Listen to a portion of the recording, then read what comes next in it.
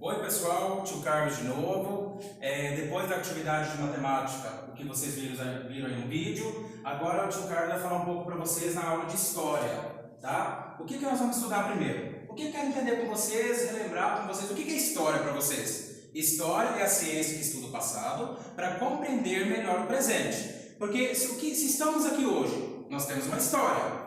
Nós nascemos, nós temos uma história. Nós temos uma família, é uma história. Então tudo que tem, todo mundo tem uma história para contar. Todos têm uma história na vida. Lembranças de quando você era criança. O que você mais fazia na época de quando você era menor ainda, né? Seus primeiros passos, né? Suas primeiras falas, né? Com os pais. Então tudo isso fica guardado na sua memória.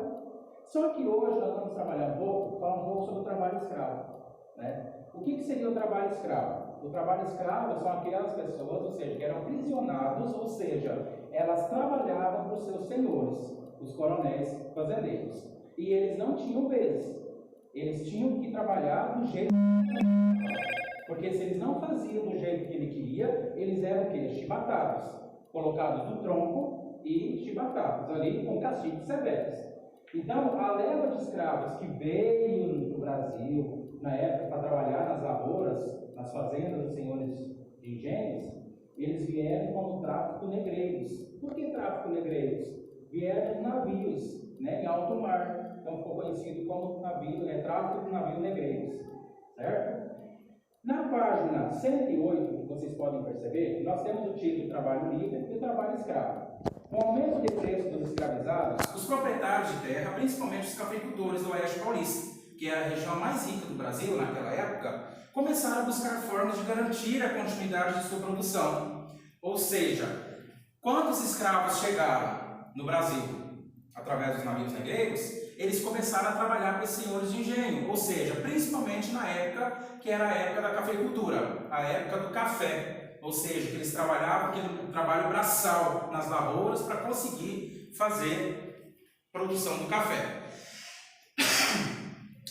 Uma parte deles passou a defender a contratação de trabalhadores assalariados, o que receberiam pagamento em troca de seu trabalho. Mas onde encontrá-los? Afinal, no Brasil não existiam pessoas livres em número suficiente para garantir a continuidade das atividades econômicas realizadas durante tanto tempo pelos escravizados, principalmente o trabalho nas lavouras. Para resolver esse problema, surgiram duas propostas: libertar os escravos da época, alforriar eles, todos escravizados, e contratá-los como trabalhadores assalariados. Para alguns cafeicultores, porém, a primeira opção parecia absurda, pessoal. Eles haviam gastado muito dinheiro com a compra de escravos e não aceitavam perdê-los. Outros, por sua vez, preferiam empregar europeus e asiáticos do que pagar os salários pelo trabalho dos negros da origem africana. Então os coronéis eles não aceitavam querer pagar um salário para os escravos. Eles queriam o quê? Continuar sendo donos deles, que eles trabalhassem duramente ali na produção do café. Só que eles não se achavam no direito de pagar um salário digno. Eles preferiam pegar outras raças dos asiáticos, né, europeus, para pagar do que pegar os próprios escravos. Assim, os fazendeiros dividiram-se em dois grupos: os que insistiam na manutenção do trabalho escravo, que queriam ficar com os escravos na produção, e os que preferiam contratar imigrantes de fora para trabalhar na produção do café. Na página do 109, vocês vão perceber também o movimento abolicionista do Brasil. A partir de 1850, o movimento abolicionista intensificou-se no Brasil, atraindo para si parte dos brasileiros libertos ou livres. Essas pessoas atuavam de várias formas, contribuindo financeiramente com jornais abolicionistas e com a compra de cartas de alforria, fundando clubes para divulgar essa ideia, atuando em defesa dessa causa no Parlamento, Câmara dos Deputados e Senado. Então, abolicionismo, o que significa isso?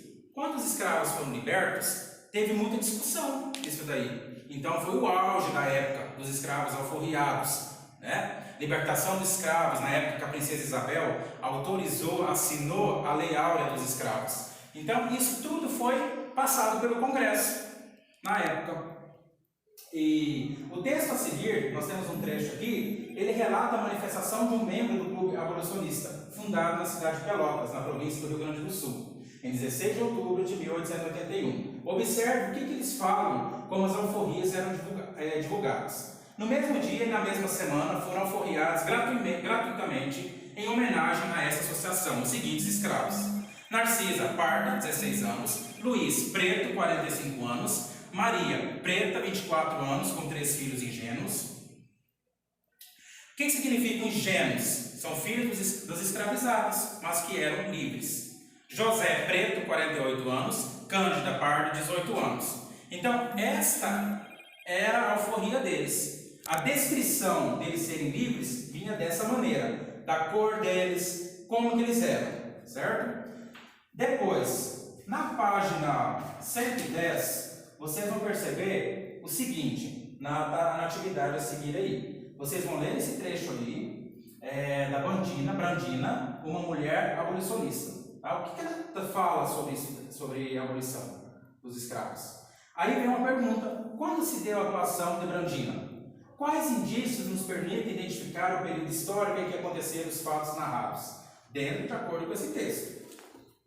111. A 111, vocês vão pegar e marcar a opção correta. Sobre Brandina, podemos dizer que ela era o quê? 4. A atuação de Brandina se deu entre quais os anos que se deu aí essa situação? 5. A atuação de Brandina em prol dos escravizados aconteceu quando? Onde? Depois, na página 112, número 6. Brandina usava o dinheiro obtido com seu trabalho para dar aos negros fugitivos. Para quê? 7. Explique por que Brandina era, segundo o autor, uma figura querida na cidade. Então, vocês vão perceber aí essa atividade aí sobre o que fala do trabalho escravo e o trabalho livre e o movimento de abolição da escravatura. Então, vocês leem e vão fazer a leitura desse texto para fazer a interpretação dessas atividades. E semana que vem o tio Carlos vai fazer a correção dessas atividades, ok? Deu certo? O que você achou?